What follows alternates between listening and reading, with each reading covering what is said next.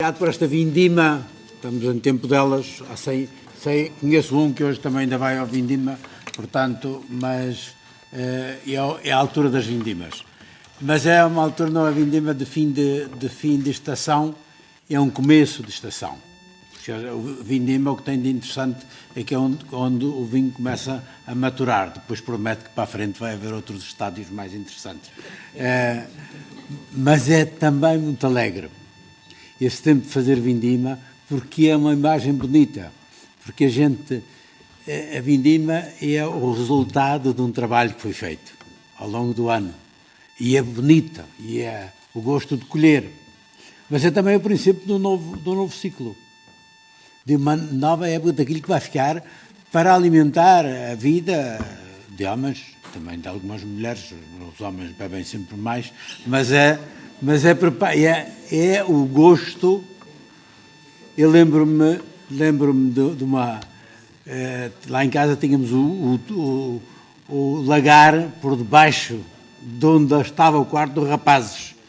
E o pai levantava-se cedo para ir, o vinho tinha ficado, as uvas no lagar, e depois ele abria aquilo para ir para a tina. E eu acordava sempre com aquela música. E aquilo era uma música bonita. E, sobretudo, ver o meu pai, quando estava lá com a pedra e o peso, e a vir, era o agricultor sentado, cansado lá. Depois, quando aquilo já estava o trabalho mais pesado, eu ficava só a escorrer e a sentir pingo a pingo ir caindo. É uma imagem bonita daquilo que há na nossa vida. E é a vida da igreja. Nós, às vezes, não damos conta disso. Queremos só... Está feito. Applications, tal. Não, é o trabalho, a paciência de ver as coisas virem devagar. Se puser o pão muito, no forno muito quente, e o forno dá cabo do pão. Não pode ser. Cada coisa tem o seu lugar de crescer, tem o seu modo de crescer. E hoje acho que este sistema que nós estamos, este caminho que estamos a fazer, este caminho sinodal, e como já alguém disse hoje aqui, não estamos a inventar uma igreja nova, isto é muito importante. Nós estamos sempre a tentar renovar a igreja à luz das suas origens, porque nós temos de ir às raízes. Qual é o problema? É que às vezes a gente para a meio do caminho. Temos saudades, então lembramos-nos daquilo mais próximo. De antes era melhor porque estava assim, porque tínhamos mais gente, porque tínhamos... Vamos lá ver. Não parem a meio do caminho. Nas modas de um tempo, nas coisas de um tempo. Não, voltar para trás. Não, nós voltamos-nos para trás sempre. Somos gente de memória, mas voltamos-nos para trás, que é para saber onde é que temos os pés. Firmar bem os pés. Para não dizer que estamos inventando tudo e depois, com inventando tudo, perdemos a nossa identidade, perdemos os nossos valores, perdemos tudo. Mas os nossos valores encontram-se bem na origem. Mas não são velhos. Vimos como esta manhã a leitura dos textos do Evangelho, da Escritura, nos refresca o coração. Mas depois temos os testemunhos de hoje, porque depois é hoje que isso... Não é porque fizemos um salto de milhares de anos, mas estamos a viver hoje aquilo que sempre é a experiência da igreja. Agora, se nós quiséssemos vestir a igreja simplesmente com a roupagem externa do passado, nem do tempo de Jesus, não dava. A igreja foi sempre evoluindo. E o que é que puxou pela igreja? A missão da igreja.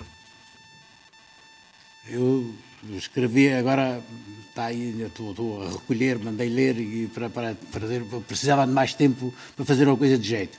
Uma carta pastoral para fundamentar isto.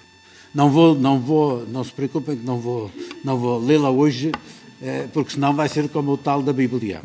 Já sabem o da Bíblia, não é? Só para aliviar, porque nesta hora era o padre, mas já contei, da Bíblia, lá nas coisas, do que o gago que também queria vender de Bíblias, mas não, e o padre que não lhe queria dar, ao coitado do pequeno, porque depois iam gozá-lo, mas ele insistiu, deu-lhe um pacote de Bíblias, passado uma hora ele já tinha vendido. E os outros estavam ainda a ver se convenciam o pai a comprar uma. E depois, passado mais uma hora, já tinha vendido outra. E depois, no fim do domingo, já tinha vendido 4 ou 5 pacotes de Bíblias. Os outros estavam todos ainda... Eu disse, rapaz, como é que tu fizeste para vender as Bíblias assim tão depressa? E disse, muito simples, sabe. Chega ao pé dele com a Bíblia e digo, olha, tem aqui a Bíblia, vai comprar ou quer que leia? Pronto, toda a gente compra a Bíblia. Bom. Portanto, é uma... para ler a Bíblia. Mas fomos ler de tanto jeito, mas ler com gosto e voltar a ser descomplexados. Depois, há outra coisa que foi dito também aqui há bocadinho. Veja, isto não é uma questão de pormos, ajustarmos para saber se é mais esta moda aquela, ou se é isto ou aquilo. A moda que não cai, e sem a qual as outras modas não valem nada, é saber se realmente encontramos Cristo.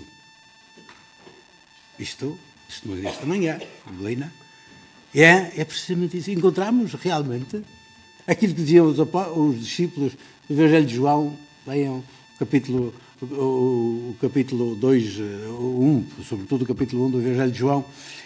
Encontramos o Messias, ele levou a Jesus. Encontramos o Messias, aquele de quem Moisés falou, encontramos aí. Esta passagem de um ao outro e do encontramos, e Jesus diz, vim ver, vem ver.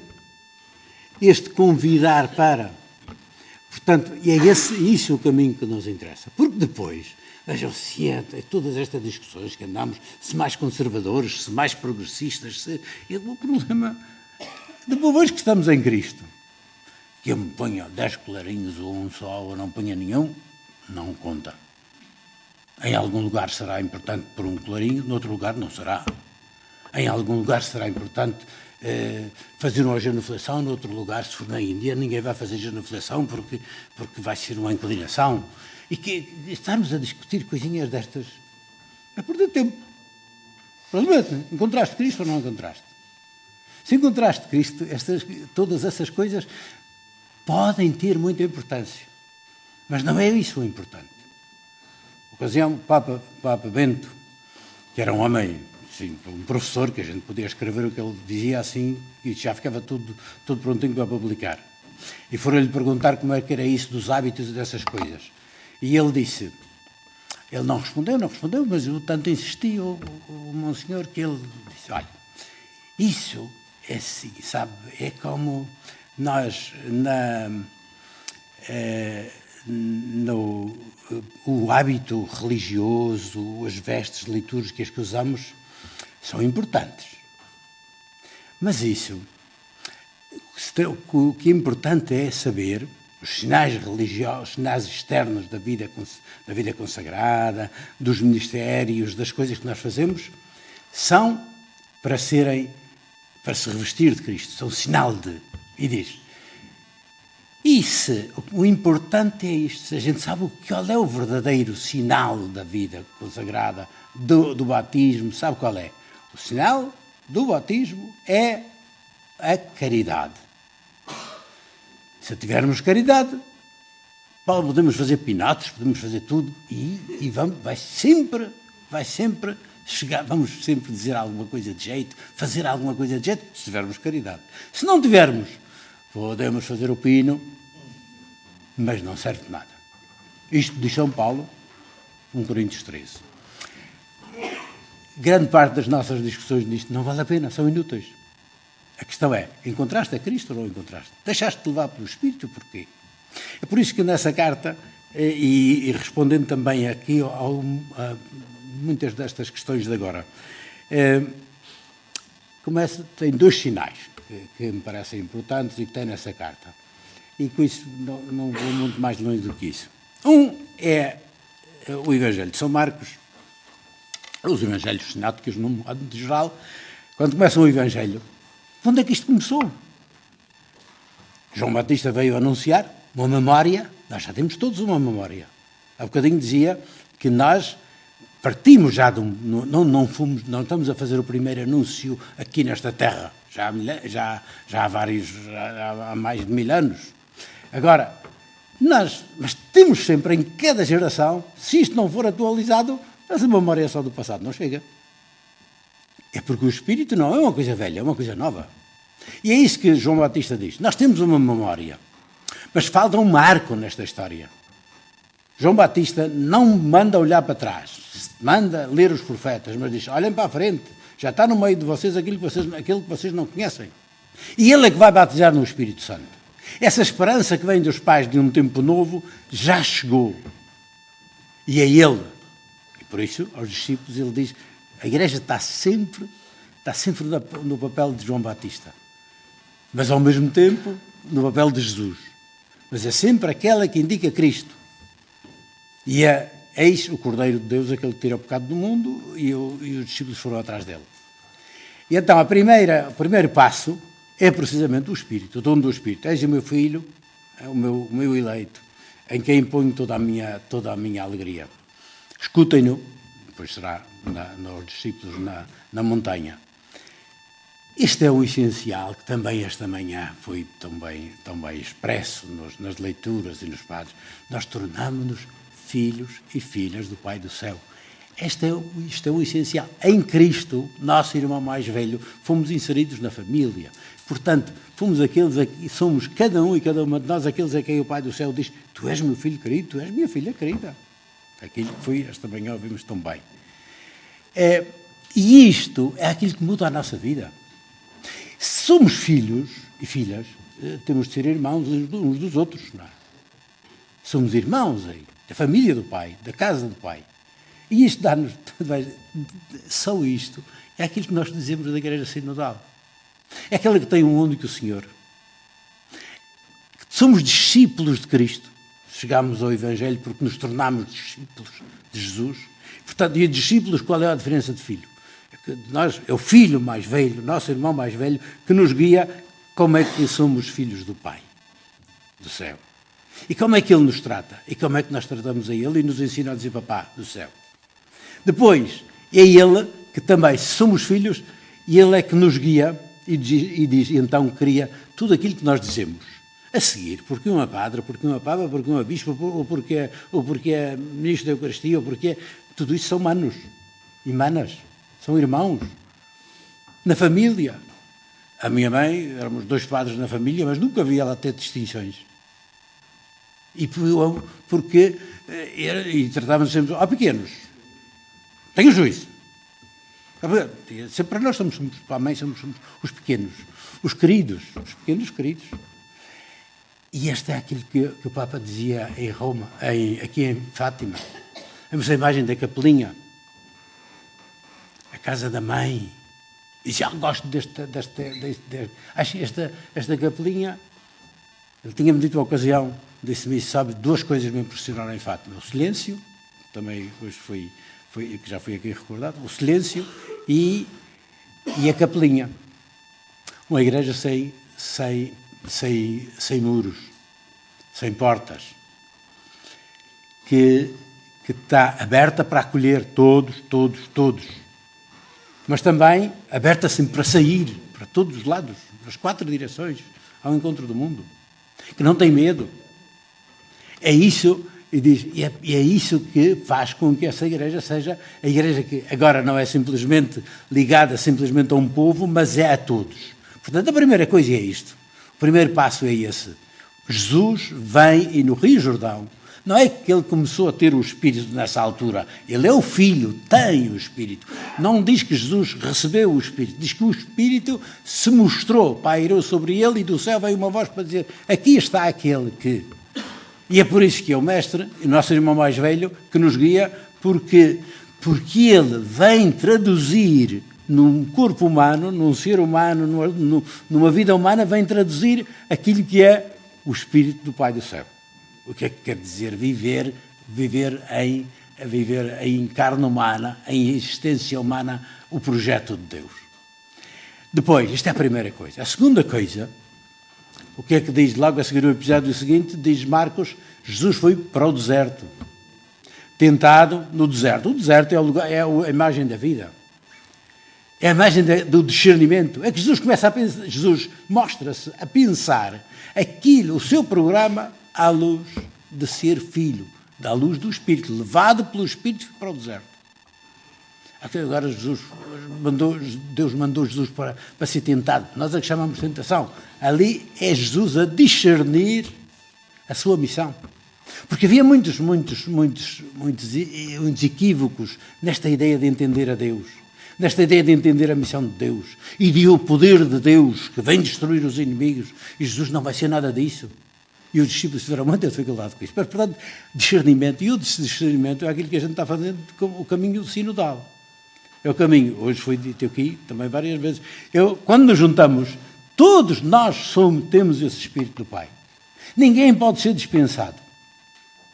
Agora, cuidado também, porque há alguns que têm visões e depois a senhora que tinha visões do Padre Deon, que é o fundador da minha congregação, e mandavam as cartas a dizer que o que é que o Padre Deon lhe tinha dito. Olha, diga ao Padre Deon que me fale também um bocadinho a mim, porque não pode ser só para si, não é? Portanto, não é assim também cada um que pensa.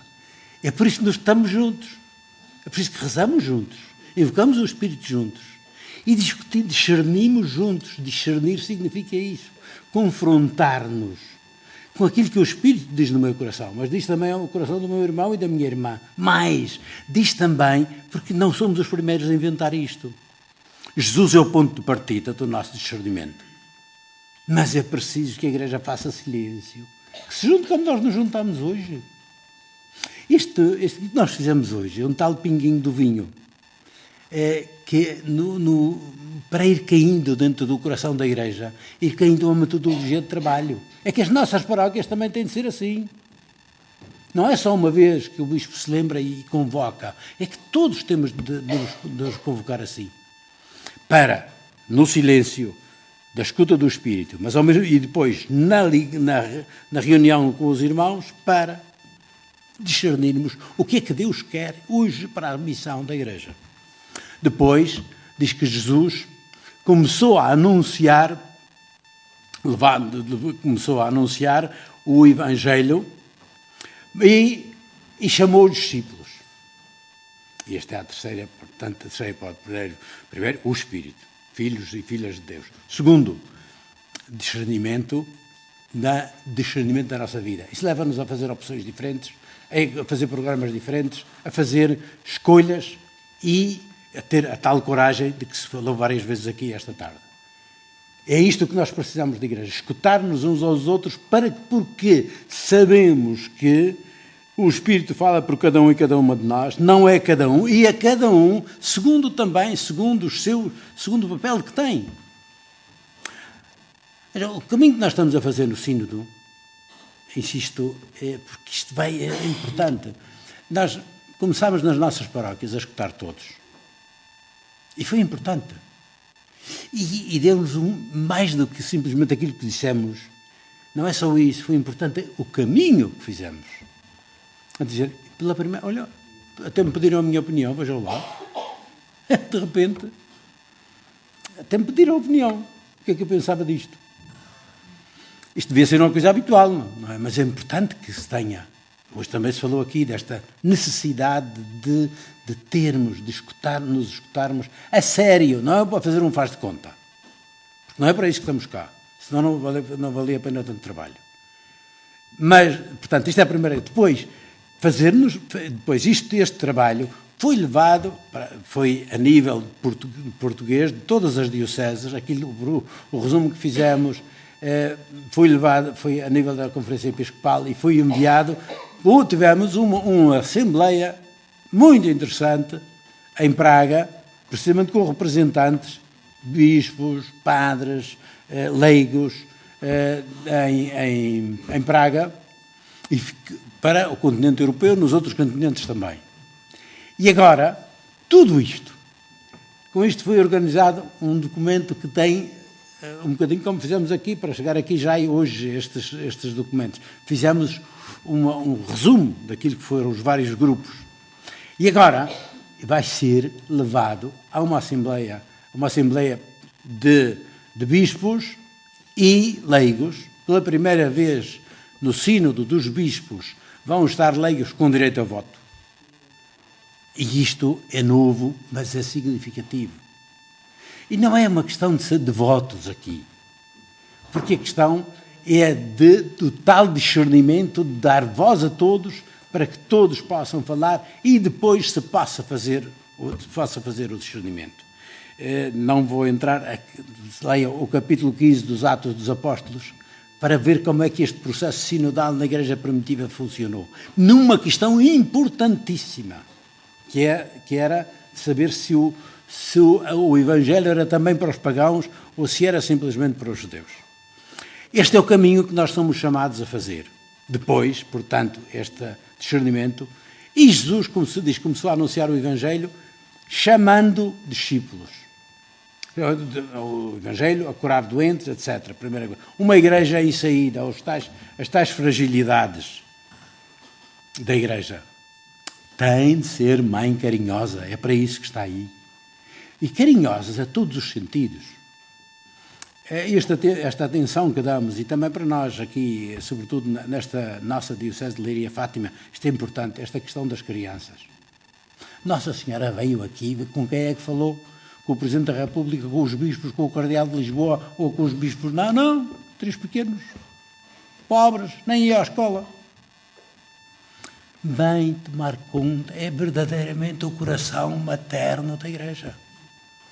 A fragilidade que se nota aqui, eu chamo sempre a atenção disto, e Fátima tem de ser precisamente um exemplo disso, de tomar conta, enternecer-se e até rebelar-se quando as crianças são abusadas ou quando não têm que comer. O abuso não é só a questão do abuso sexual, é o abuso da falta de alimentação. Das crianças, a toda a hora estão a morrer dezenas de crianças, em cada hora, no mundo, de fome.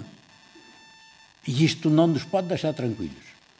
Portanto, há uma igreja que cuida da fragilidade, de todas as fragilidades. Mas Jesus tem uma fragilidade especial, uma sensibilidade especial.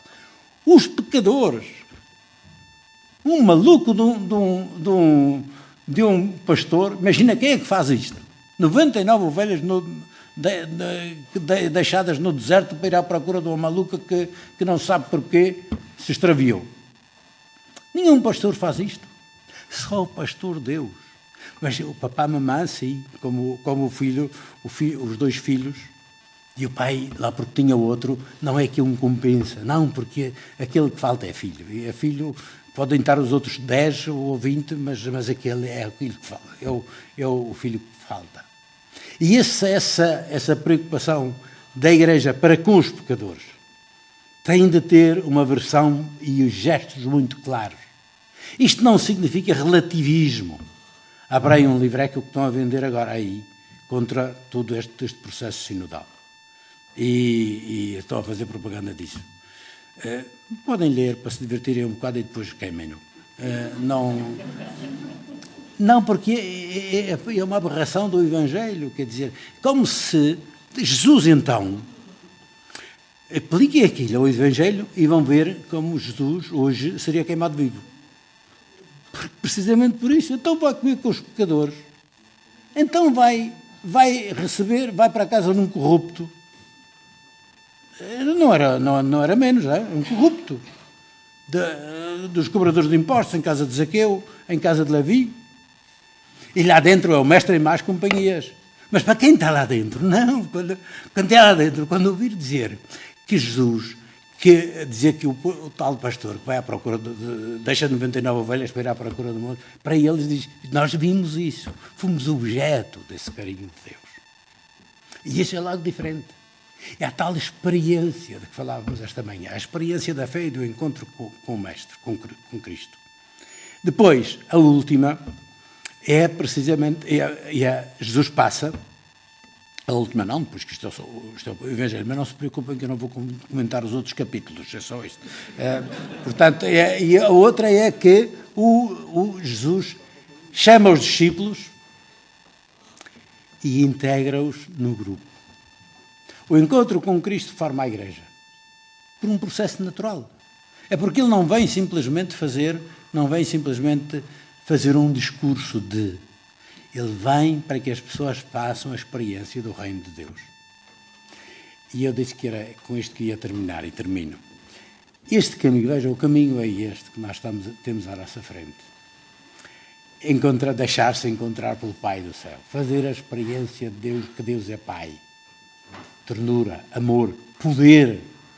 É que não é simplesmente um Pai que nos abandona. Tem toda a força e todo o poder do Criador. Mas tem toda a ternura do pai e da mãe. O segundo, isso leva-nos a rever o nosso processo de vida e os critérios da nossa vida. Terceiro, leva-nos a tomar, e o processo fundamental é o processo de ser carinhoso, de acudir precisamente às fragilidades. E é isso que faz a Igreja Missionária, que é ir à procura daqueles que estão mais longe. Terceiro, e finalmente, é formar a Igreja. Tudo isto é posto, não é de um só, é a Igreja que é como um laboratório do mundo novo. É isso que nós vamos fazer. E isso faz-se também com aquilo com as outras dimensões que estão aí, que vão ser tratadas durante este ano e, portanto, vamos ter ocasião de fazer. Agora, isto não é simplesmente para ser uma questão de bons conselhos. Isto é para mudar a nossa Igreja. E quando mudar, não quer dizer que até agora o Dom Serafim, o Dom António e os outros que nos precederam, padres e leigos e catequistas não fizeram bem. Não, é que o mundo está mudando. E nós, para chegar a este mundo, temos de fazer o que a Igreja Primitiva também fez. Para chegar a este mundo, quando entrar gente nova na Igreja, quando o mundo mudou, nós temos de mudar.